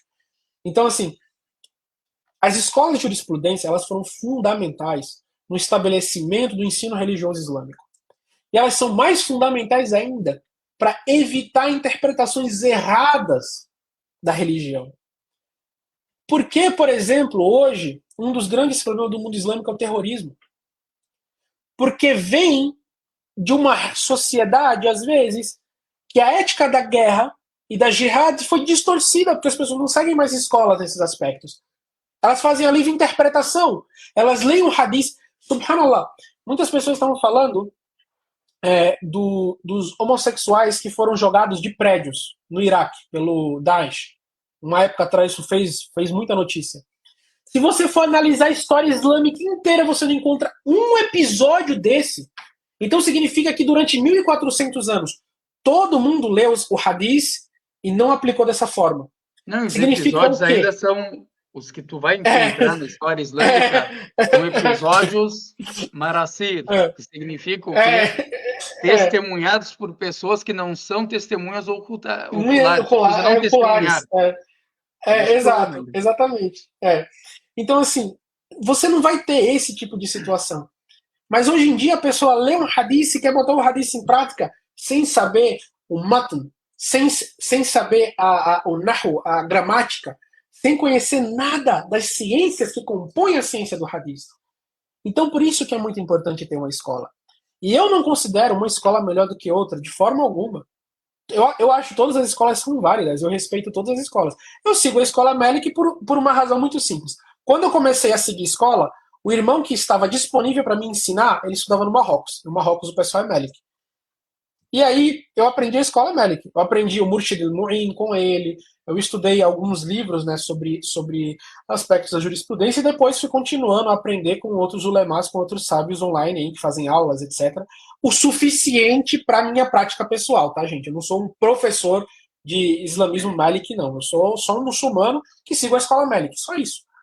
Mas você tem escolas maiores, como a escola Hanafi do Imam Abu Hanifa, você tem a escola Shafi, que é muito forte no Egito e na Indonésia, você tem a escola Hanbali, que muitos, né, dos sábios Hanbali morreram recentemente, mas ainda existe, é uma escola que tem sua proeminência na história islâmica, deu muitos sábios importantíssimos. Sempre foi, né, a minoria, eles, né?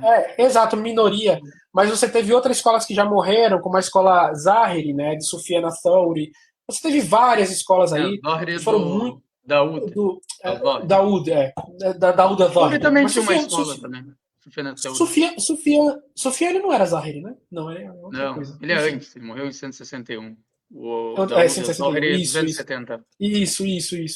Exatamente. Então, assim, você teve muitas escolas que foram fundamentais e essas escolas elas eram base para a construção do pensamento religioso islâmico. Então é fundamental que o muçulmano siga a escola. Qual escola a que foi mais fácil para você seguir? Como eu sei qual é a escola mais fácil para eu seguir? A escola que você tem um sheik que vai te ensinar essa escola. Se você está vivendo numa cidade que tem um sheik egípcio, ele provavelmente vai ser Shafi'i e ele vai te ensinar as coisas de acordo com a escola Shafi'i. Se você vai numa comunidade que o sheik geralmente é do Paquistão ou da Índia, ele vai ser Hanafi. E por aí vai, no Marrocos ele vai ser Malik, e assim sucessivamente. Então, é basicamente esse o conselho que eu dou para as pessoas. Porque é muito importante você ter uma escola. Tá, gente? É muito importante você ter uma escola. Pelo menos eu considero muito importante. Já viu alguém que segue uma escola colocando uma bomba e se explodindo? Eu nunca vi. Já viu alguém? Nunca na minha vida. Nunca na minha vida. Nunca na minha vida.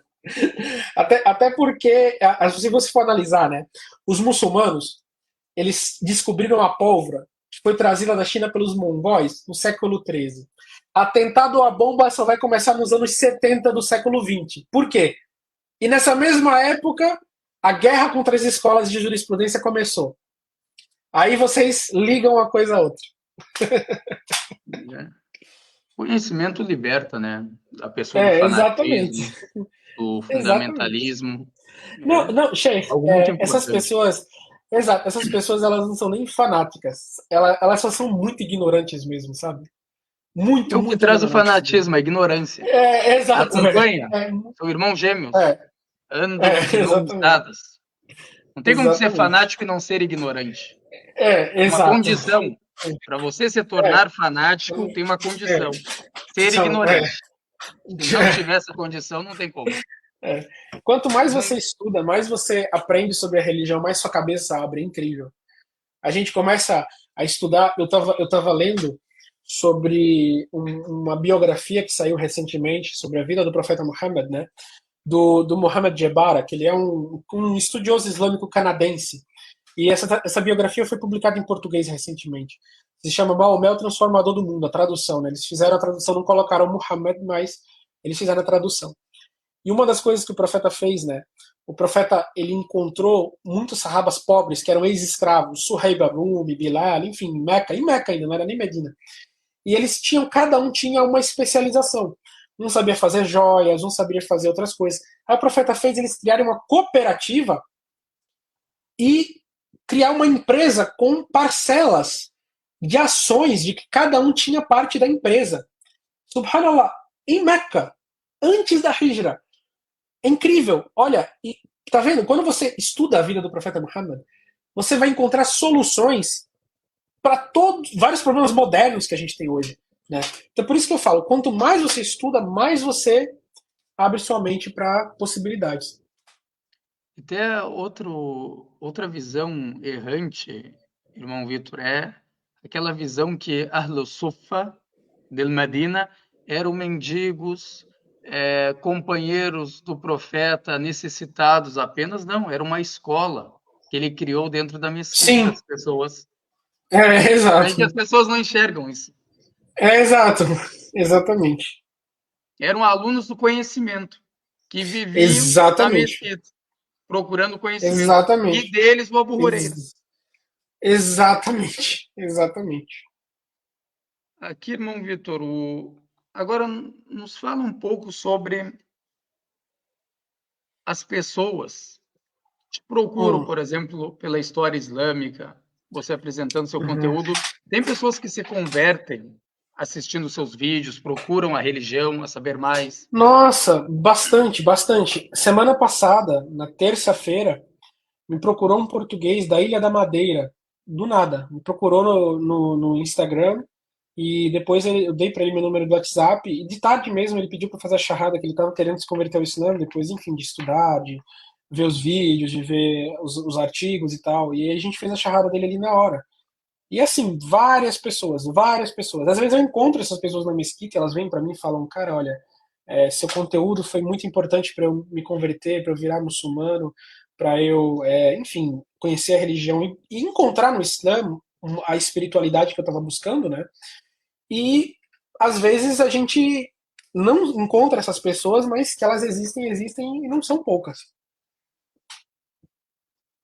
Mashallah, isso é algo É, benéfico, principalmente para as pessoas que é, querem conhecer o canal. sim, Aconselho a todos a é, seguirem a página dele, exato. História Eu Islâmica. não chego, eu nunca vou chegar. As pessoas às vezes elas chegam lá com certas perguntas, né, que são muito polêmicas do ponto de vista teológico, né? Elas vão chegar para mim e falar: ah, por que para vocês muçulmanos Jesus não é Deus? Por que não sei o que? Eu falo, gente, ó, E essa a não é minha teologia? abordagem. Exato, isso não é minha abordagem, eu não sou teólogo. Se você quiser saber o porquê no século XVI Jabir ibn Hayyan descobriu ácido cítrico, aí eu vou chegar e falar para você. Mas eu não vou entrar nessas polêmicas teológicas. Mas as pessoas elas entram através de história islâmica e depois elas vão conhecer teologia, elas vão pesquisar teologias, obviamente com pessoas qualificadas, que não sou eu, para estar colocando isso aí. E elas têm essas dúvidas sanadas, enfim, elas acabam se convertendo ao Islã. Algumas delas vêm me falar, né, olha, o seu material foi muito fundamental e importante para minha conversão. E outras a gente acaba vendo elas na mesquita, né? Às vezes a pessoa me encontra, que eu viajo bastante, e aí eu tô em uma mesquita assim, o pessoal, cara, olha, você só por causa da sua página, tô aqui hoje e tal. Então a gente escuta muito isso, alhamdulillah. Mashallah. Isso não foi um problema para ti enxergar Jesus como um ser humano, um servo de Não, Deus porque, e ainda não porque crucificado? Não não, crucificado. assim, não foi complicado, porque, assim, as pessoas, a maioria das pessoas no mundo, elas têm uma visão muito lógica de Deus e pouco teológica. O que eu quero dizer com isso? Se eu chegar para uma pessoa média que se diz cristã hoje e fazer várias indagações muito simples a respeito da natureza de Deus, essa pessoa vai ser muçulmana. A não ser que ela tenha uma doutrinação teológica forte para convencê-la sobre certos aspectos da teologia cristã. Mas se eu chegar para ela e começar a falar várias coisas que eu não vou repetir aqui porque eu não quero ofender a religiosidade de ninguém, mas as pessoas geralmente chegam à conclusão teológica islâmica só por uma racionalidade muito simples. Então, assim, para mim, deixar de acreditar nisso não foi muito forte, porque na verdade eu nunca acreditei nisso, né? Como é que me converti ao Islã muito cedo, fazer digamos assim, uma reflexão sobre a natureza da Trindade nunca fez parte da minha visão, digamos, religiosa, espiritual e teológica. Eu, digamos, seguia porque a maioria das pessoas estavam seguindo, digamos assim, o cristianismo, estavam seguindo a minha família e tal, então meio que continuava dando seguimento àquilo ali. Mas ninguém nunca levou isso para ser discutido, né? O que é Pai, Filho e Espírito Santo, se são uma pessoa em três ou três pessoas em uma e tal. Isso são debates teológicos e muitas vezes pessoas que estão inseridas nesses debates. Deixa eu só atender as crianças aqui um momento, Sasha. Não tem problema, sinta-se à vontade. Também a gente vai abrir o espaço, irmãos e irmãs, para as perguntas, para a gente não ocupar o tempo também do irmão. Se alguém tiver alguma pergunta, ficou com alguma dúvida do que ele falou, sintam-se à vontade.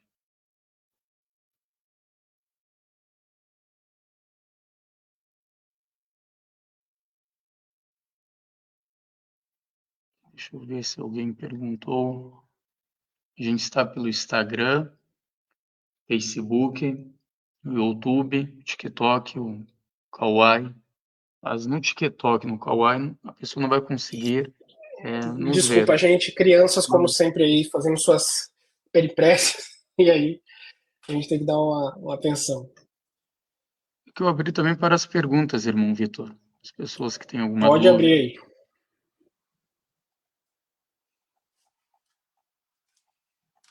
aí. Aqui, deixa eu ver se passou uma sem ter visto.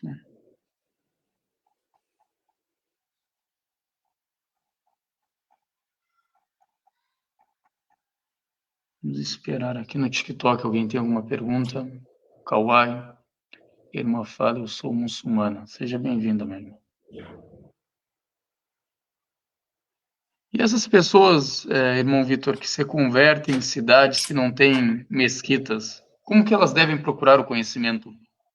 É difícil, né? Bem, não, assim, é difícil de um ponto de vista, mas de outro, não, né? Mas vamos lá. Primeira coisa, você tem que colocar na sua cabeça de que ninguém te deve nada. Essa é a primeira coisa. Ninguém te deve nada. Você tem que ter um mínimo de amor próprio naquilo que você está buscando. Eu sou muçulmano. O que isso significa? Que eu sigo a religião islâmica, que eu me submeto a Deus, etc, etc, etc. Buscar o conhecimento é uma missão minha. É uma coisa que tem que estar dentro da minha rotina. Não precisa ficar 24 horas por dia estudando. Não precisa ficar 72 horas trancado num quarto lendo. Não é isso. Mas tem que fazer parte do seu cotidiano buscar se informar de uma forma ou de outra sobre aquilo que você diz estar seguindo. E não ficar, mas aqui não tem isso, aqui não tem aquilo. Sim, não tem. Mas por que não tem? Porque não tem pessoas que se propõem a fazer isso. Que se propõem a querer estudar para isso se transformar numa necessidade viável. Vamos supor que amanhã, eu, estou falando aqui com vocês, receba 2 milhões de reais para construir uma escola islâmica em uma cidade aqui no Brasil. Quantas pessoas iam participar das aulas? Quantas pessoas iam estar lá para assistir? Quantas pessoas iam estar lá para querer se dedicar para aprender? Você sabe a resposta. E é por isso que a gente não tem uma instituição islâmica aqui para fazer essas coisas. Mas a gente vai ter em vários países ao redor do mundo que são de minoria muçulmana. Nos Estados Unidos, Inglaterra, França, na África, em alguns lugares que não Canadá, são de maioria muçulmana, no Canadá também, na Ásia, porque as pessoas, essas comunidades têm pessoas que se colocaram com esse papel. Então, está na hora dos muçulmanos brasileiros começarem a fazer alguma coisa, a querer buscar o conhecimento, a estudar fora. E não é só estudar quando vier uma bolsa de estudos. Não. Às vezes é fazer um planejamento, juntar dinheiro, passar um tempo economizando e ir. E conseguir um emprego lá fora, alguma coisa, se esforçar com esse objetivo. Para facilitar as coisas para a geração seguinte que está vindo aí atrás. Ah, mas eu só sei português. Tem muita coisa. Eu tenho um site que a gente construiu, o Iqara Islam, com artigos sobre todos os temas que vocês imaginarem de religião islâmica. tudo muito bem fundamentado, tudo muito bem embasado, tudo muito bem referenciado. Ah, mas eu quero mais. Eu abri um grupo. Toda semana a gente tem aula com o Sheikh Mohammed, que é o imã daqui da Mesquita de Barretos, com tradução, com perguntas, e as próprias pessoas que escolhem os temas das aulas. Ah, mas eu não sei ler o Alcorão. A gente E tem aula como de Tajwid também participar online. desses grupos? Tem como as pessoas participarem? Sim, sim, qualquer pessoa pode participar. O link para a participação fica toda semana no Instagram do Icara Islam nos stories. Só você clicar no link e você já é direcionado para o grupo. O grupo fica fechado durante a semana, mas no final de semana ele abre na hora da aula e você pode assistir a aula online pelo link e mandar quantas perguntas você quiser e elas são respondidas ao vivo. Aqui eu E aí você vai coloquei, ó, participar. É, o uhum, site do irmão. exato, exato, Aqui, deixa eu ver. Um exatamente. outro, eu vou botar do teu canal também, Isso. se a pessoa Então, quiser.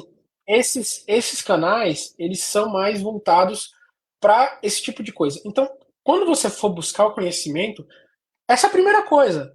É não esperar que as pessoas vão te pegar pela mãozinha e te ensinar. E para manutenção do seu Islã, cara, para você se manter muçulmano, você tem que regar essa religião que você tem. E são três passos que eu digo que você precisa ter na sua vida. São três passos que eu acho fundamental. O primeiro passo é você ler bastante a biografia do profeta Muhammad, a Sira. Você lê sobre a vida do profeta Muhammad, nem que seja um capítulo por dia, eu acho fundamental. Você está em contato com o profeta, com o mundo, com a visão de mundo, com aquela época onde ele viveu todos os dias da sua vida, é fundamental. Não é para você emular uma época, mas para você conhecer os desafios e o sentimento do que aquela pessoa que transmitiu aquela tua religião ela tinha. E você desenvolver um amor por aquilo ali é muito importante. Por aquela missão. É você estar sempre voltando para a base, para o essencial. Assim, o segundo ponto é dhikr. Se você não tiver uma dose de dhikr diária, você vai passar por muito problema. Então, salawat, enviar salawat sobre o profeta, istighfar, recitar o Alcorão em árabe. Recitar o Alcorão em árabe. Não é ler uma tradução, é recitar o Alcorão em árabe. Se puder recitar com a tradução do lado, bom. Mas recitar, nem que seja uma surata curta. Memorizar suratas. E o terceiro ponto, estudar.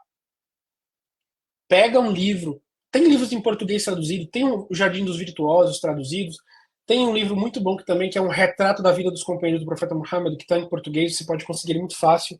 Lê todos os dias, nem que seja um capítulo, 2 páginas, 3 páginas, isso é fundamental. Quando você vê, já terminou o livro. E começa de novo, de novo, de novo, de novo. Então, assim, eu sou poliglota, né? Eu falo 4 idiomas. Sabe como é que eu aprendi inglês, Che? Sabe como eu Como? aprendi inglês? Eu falo inglês fluente. Falo, né? Eu assisto tudo sem legenda, eu falo inglês fluente. Como eu aprendi inglês? Quando eu chegava na mesquita, sempre vinha aqueles irmãos do Jamal Tabligh, sabe? Que viajam pelas comunidades e tal. E eles não falam nenhum idioma, a não ser ou inglês, ou pashtun, ou árabe. Não tem outra coisa. Se você não sabe aqueles Não idiomas consegue deles, se você só vai comunicar. falar com eles em inglês. Não consegue se comunicar. E eu percebia isso. E, nossa, toda vez que eles vinham, eu queria conversar com eles, porque eles são muito, né, exóticos. Então você fica querendo fazer várias perguntas para eles, né? E aí eu queria aprender. E eu nunca fiz um curso de inglês na minha vida. Eu nunca estudei inglês. Nunca, nunca, nunca. Mas inglês é um idioma de fácil aprendizagem, né? Então eu comecei a praticar algumas palavras, a praticar algumas frases, a praticar com uma constância tão grande, daqui a pouco eu já estava falando inglês. Hoje, 90% dos livros que eu tenho quase é tudo em inglês. Porque eu leio inglês, assim, faz parte do meu cotidiano, tanto ler quanto consumir material em inglês. Eu assisto vídeo em inglês na velocidade 2x, por 1 hora limpando alguma coisa, eu assisto em inglês. De tão comum que é para mim. Mas por quê? Eu comecei a partir de uma coisa. Agora, se eu ficasse o tempo todo, pro resto da minha vida como muçulmano convertido, nunca vão traduzir aquele livro que eu queria ler para o português. Quando tal organização islâmica vai fazer isso? Quando que o sheik vai pegar e traduzir, publicar e me entregar de graça? Porque também não tem que pagar nada, tá? Me mandar de graça, me mandar no correio. Não, o sheik vai ter que deitar comigo no colo antes de dormir, botar minha cabecinha no colo e vai ler assim para mim. Eu não tinha saído do lugar, não tinha aprendido nada. Então, assim, é muito importante você ter essa sensação. Ninguém te deve nada. Corre atrás do teu. Vai atrás para você aprender. É fundamental. Para você se manter na religião, isso é fundamental. Aqui o irmão Vinícius, ó, está te agradecendo. Tem 14 anos. Uhum. Alhamdulillah, muito obrigado, irmão. Muito Ele também é obrigado. do Nordeste, o irmão Vinícius. Sempre está aqui nas lives. É bem esforçado ele. Mashallah, Sempre mashallah, procurando o mashallah, conhecimento. Também aprendendo mashallah, árabe muito ele. bom. Deus o abençoe. Alguém ficou com mais alguma pergunta para o irmão Vitor? Deixa eu ver aqui.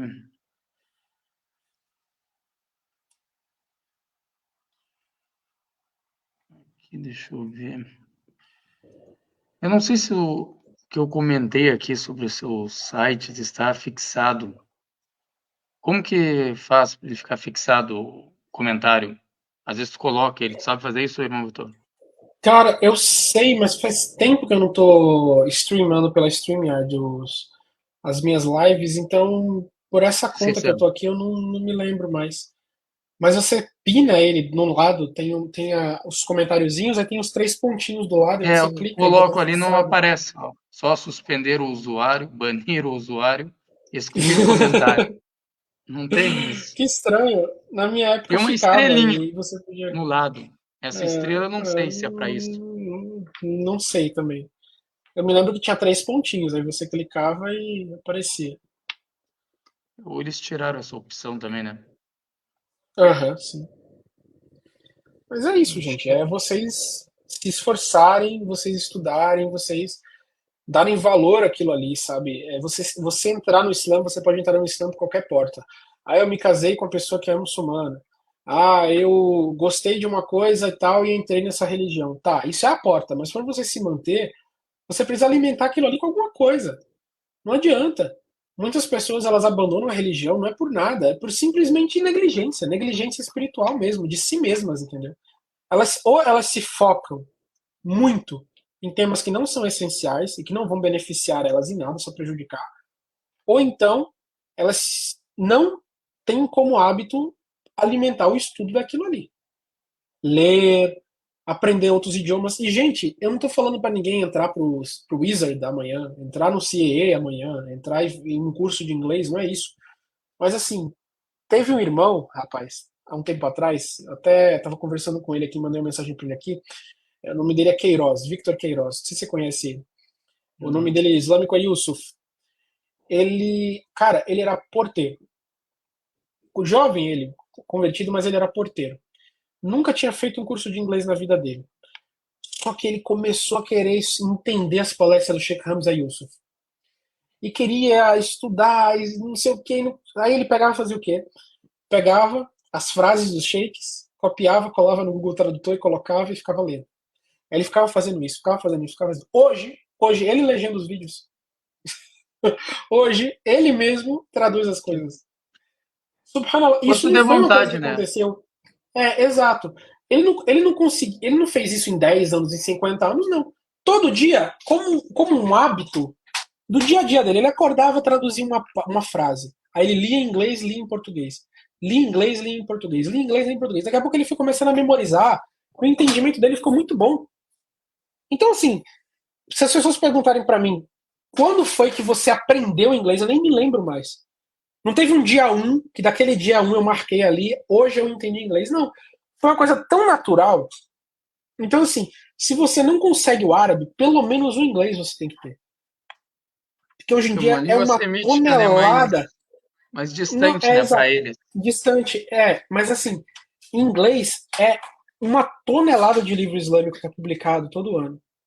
Nossa, os principais livros da tradição islâmica são traduzidos para o inglês e retraduzidos e comentados e sabe, um dos melhores livros que eu li, obviamente que não é de religião, mas ele é de, enfim, de história de forma geral, é a Rihla de Ibn Battuta, né, a Viagem de Ibn Battuta. Tem uma edição que eu li comentada do Tim McTosh Smith, que ele traduziu do árabe para o inglês. Nossa, que tradução boa, maravilhosa. Então, você tem que começar a ter um conhecimento básico para ter acesso a essas coisas. Se você ficar esperando. E se você achar que a religião islâmica é só o que você tem traduzido em português, isso não é nem, sei lá, não é nem um grão de areia, entendeu? Então, assim, é muita coisa que vocês podem aprender quando vocês expandem o seu conhecimento com os idiomas. E as pessoas podem falar, mas isso é complicado para o Brasil. Gente, ó, fora do Brasil, boa parte da população do mundo é bilíngue. É só aqui no Brasil que a gente é bem limitado com relação a idioma e só sabe uma língua, sabe? A gente precisa modificar isso aí.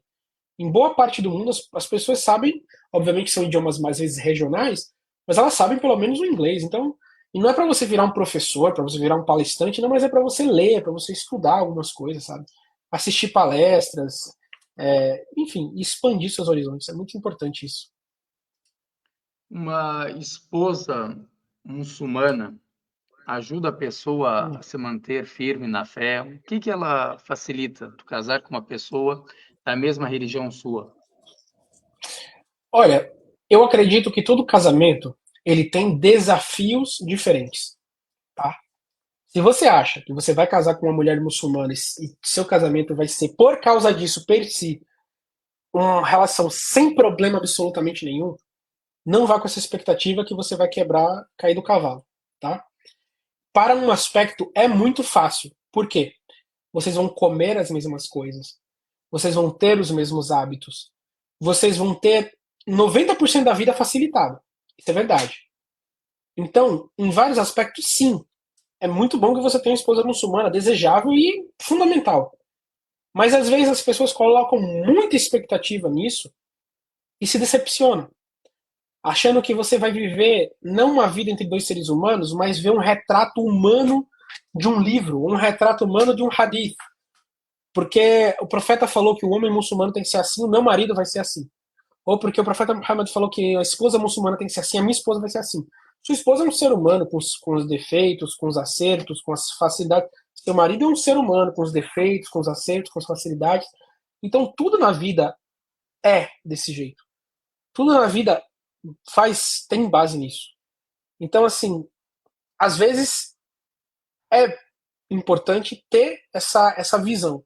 Não colocar expectativas irreais. Mas, óbvio, desse ponto de vista da pergunta, você ter uma esposa muçulmana é muito fundamental para a sua vida prática. Né? Imagina, você está numa casa onde sua esposa faz carne de porco e você não come. Aí você também não vai usar os mesmos utensílios que ela usou. Ou você bebe, aliás, você não bebe e ela bebe. Ou ela vai para uma igreja e você vai para uma mesquita. Tem uma hora que isso vai criar algum problema. Né? Uma dificuldade, né? As suas É, na hora considerações de criar os finais, filhos, irmão, principalmente, né? também outra dificuldade que vão ter o casal, né? Que eu não vi É. mais nenhuma pergunta, irmão Vitor. Essa foi a última Uhum, aqui. uhum, Alguém, se quiser perguntar antes das considerações finais do irmão, no uhum, TikTok, deixa eu ver aqui. A irmã Gisele tem uhum, alguma pergunta aqui no TikTok? uhum. Instagram também.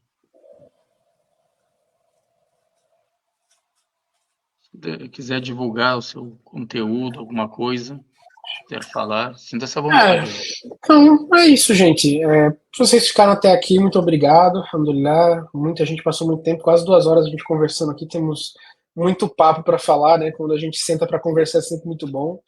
E, enfim, se vocês quiserem acompanhar, a gente tem os canais aí, História Islâmica, o Icara Islam, que é um canal também mais focado para religião. Né? O História Islâmica é de uma divulgação geral, enfim, trata de geografia, história, geopolítica e vários outros temas. E é isso, gente. Compartilhem essa live, mandem para seus contatos, comentem aqui o que vocês acharam. Inshallah, até o próximo encontro aqui. Muito obrigado, Sheikh Ahmed, pelo convite. Foi uma Eu conversa que agradeço. maravilhosa. E eu espero que a gente possa fazer muitas outras conversas nos tempos vindouros aí. O canal é seu, seja bem-vindo sempre. É sempre um prazer em recebê-lo. Sinta-se à vontade sempre. Até Alhamdulillah. para você comentar um pouco sobre o conflito de Gaza com Israel. Inshallah, vamos marcar uma Uhum. live com o irmão Vamos, Vitor vamos. específica. Isso é Eu muito não, importante. A gente fez uma lá atrás, né? Vamos fazer outra assim. inshallah. Então, Inshallah. irmãos, agradeço a presença de vocês. Compartilhem a live. Eu coloquei nos comentários a página do irmão no YouTube, História Islâmica, e também o site religioso que ele ensina a religião do Islã, o Iqra. Então, acompanhem com ele, compartilhem o canal, se inscrevam. Que Deus abençoe a todos e firme nossos corações na fé. facilite para nós Amém. as boas ações, a procura do conhecimento, a busca do conhecimento, e aceita de nós a busca do conhecimento e faça da gente praticante desse conhecimento adquirido, e perdoe nossos pecados, guie nós a senda reta, e guie todas as pessoas a senda reta, e facilite para nós a entrada no paraíso em paz com os profetas, mensageiros, Amém, Allah. mártires, verídicos, e afaste nossas faces do fogo do inferno como faz do Oriente do Ocidente, e não castigue a gente no túmulo. آمين وصلى الله على Amém, سيدنا Allah. محمد وعلى آله Amém. وصحبه وسلم. والسلام Amém. عليكم ورحمة الله وبركاته. Boa noite a todos, que Deus abençoe a todos e até a próxima live, inshallah. Tchau.